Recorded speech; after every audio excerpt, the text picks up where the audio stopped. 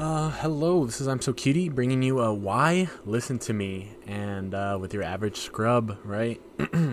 Obviously, I don't believe that I'm, that bad at the game, but I think that with viewership and people listening to me, you kind of are going to get into that area of why should I listen to him? Why are his calls correct? Why does this player's voice mean more to the person in my locals or this other person? Or DKPs or Earlmeisters or Zans, when they post their podcasts and their lists. So I just want to talk a little bit about myself. Obviously, I do believe I'm a little bit better than just a scrub. But I don't think I'm good. Saying that you're good is definitely a little bit arrogant, especially in card games when you can always learn and keep learning. So let's go like this. Let's turn this bad boy on, and this is me. Hello. So I started my journey set 3 when Rockstar Stitch started. My brother had actually got me into this game, and this is my cat's tail, by the way. But my brother actually got me into this game, and I was collecting solely just to give him cards. And I went to my first competition and got wrecked. I went 0-3 and scrubbed out. And I thought I would never play this game again, but I ended up building my very first green-purple package. I didn't have any Prince John, but I tried doing discard and Merfolk and the Flins, and this was me collecting all the cards. My first time I opened a first chapter. So all this started in set 3, and that's really when I got hooked, right? Then came set 4, and I told myself I would do a lot better.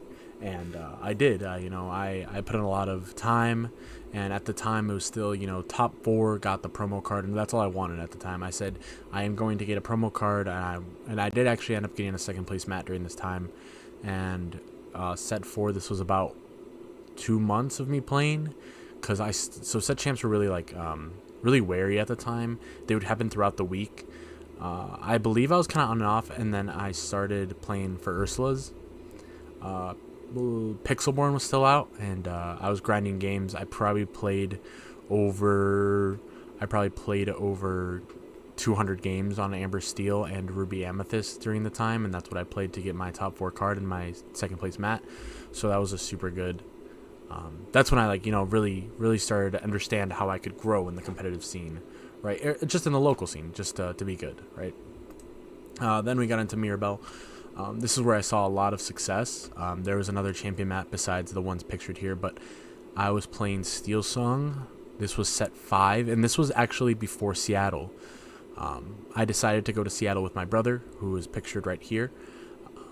I decided I was going to go. I decided I was going to compete, and I wanted to do my best. And I told myself I will not lose unless it is completely out of my control. And I just grinded games. During set 5, I probably played 500 games on.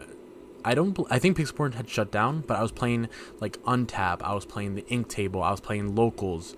Lorcanito wasn't out yet, so that was all I had. And I went to Seattle after this, after getting 3 champion mats, a second place mat, and then 1 9th place finish at Warpstorm, which is actually my home store in Milwaukee. And so I played 5 or 6, right? That's 5 or 6, and then I basically went 5 for 5 and good performance, right? So this is when I really hit a breakthrough, and I was playing this game for about 4 months before I went to Seattle. And going to Seattle was a huge thing. Seattle was so fun. It was just me and my brother. I had enough tickets for both of us to get the Cinderella and Rapunzel promos non-foil, obviously, and I actually got 158th in Swiss. For 4 months of playing, I feel like I did really well. It was set 5, and I was on Steel Song. I hit 3 red blues. I was having so much fun, and I thought this experience was just amazing. And this is really when I decided to say I'm getting better, and I'm gonna get even better, and I'm gonna play at 1Ks. I'm gonna play at 5Ks. I'm gonna play at 10Ks. And I actually went to Glass City Showdown. I did really poorly due to a lot of external factors, I'd like to say, but I did end up taking red blue. This is me at WCC, and I actually played red blue there as well.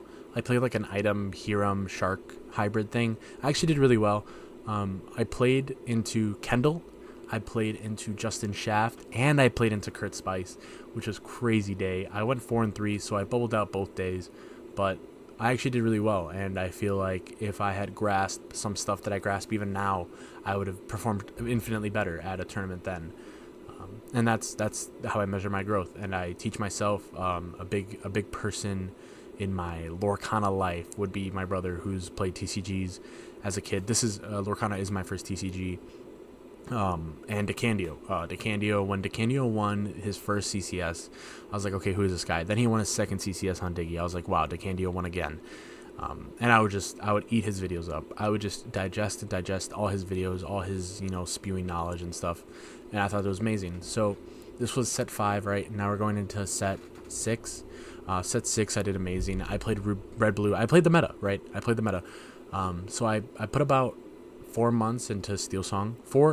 Probably 2 sets. Probably about 8 months into Steel Song. And then Red Blue with Hiram and Shark. I did play Manor. So I played Manor and some Red Blue variation from this would be set 6 to set 8. I mean, I've played it since then. But recently I did get off of it coming into set champs. I only played 1 set champ for set 8, so I don't have a lot of pictures, but I actually played green purple. I played green purple discard. So obviously these are like meta decks that I'm playing, but green purple is actually a really tough deck to learn to navigate. There's a lot of stuff that actually taught me. It actually taught me a lot about this game. And yeah, I mean, I've gotten all 8 for the Scar. I got 5 Mirabelles. I had only 2 Ursulas. I had no Rockstar Stitches. I had no Rockstar Stitch mats. So I've grown exponentially, and I've come to notice that, and I've definitely tooted my own horn in terms of I have grown, and it is very easy to see that I have grown as a player, and I've become a very strong local player. There's a couple players in my area that I'm still like, I don't want to play against this guy, and I want to get to the point where I'm playing and people are scared of me, they're fearful of me in Swiss, something like that. I want to be confident enough to just sit at the table and play cards, right?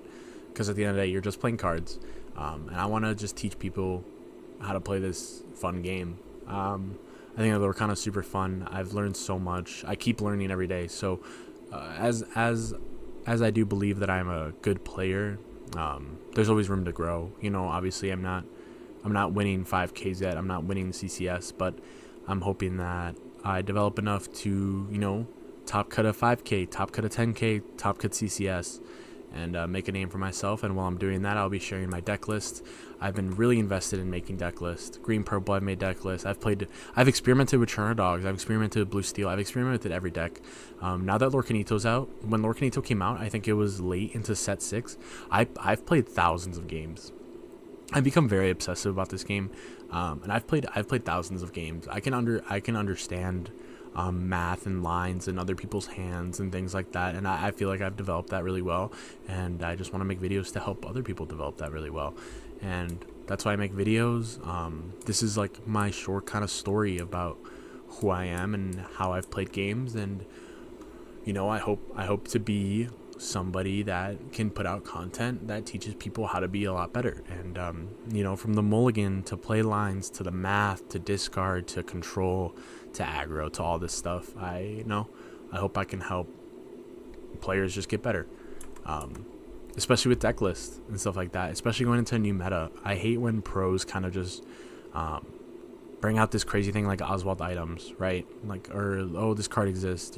I want to make it my job to dissect all these cards and just put them out for everybody and be like, this is something that I would play. I'm thinking about playing Green Steel Beyond the Horizon with Goofy and locations and bouncing around and having an amazing control board and being tanky, because there's resources in the game that right now are limited to Green Steel, and that's a thing that I'll be open about, and I'll be like, I'm gonna go to CCS and play this deck. And other people can play that deck as well, because if I'm a good player and I claim to be a good player, I will be able to beat the person across from me playing the same deck as me. But when people like Zansai, DKP are beaten by their own list or beaten by the list that counters them, are you just lucking out? But obviously no. Obviously those players are just amazing, right? Like they don't understand what they're doing. But just for my example,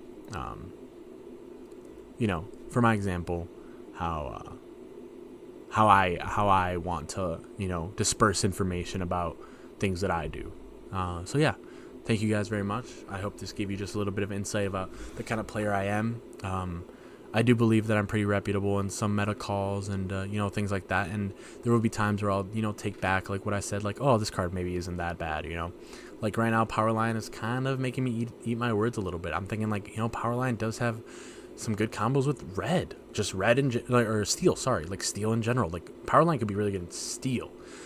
Something that I haven't thought about, but I need to expand and look at. So, again, thank you guys for watching and getting to know me, just a little bit of me, my little journey of trying to become a better player and make the people who I'm talking to better players. Yeah. So I hope that I have your support. Thank you.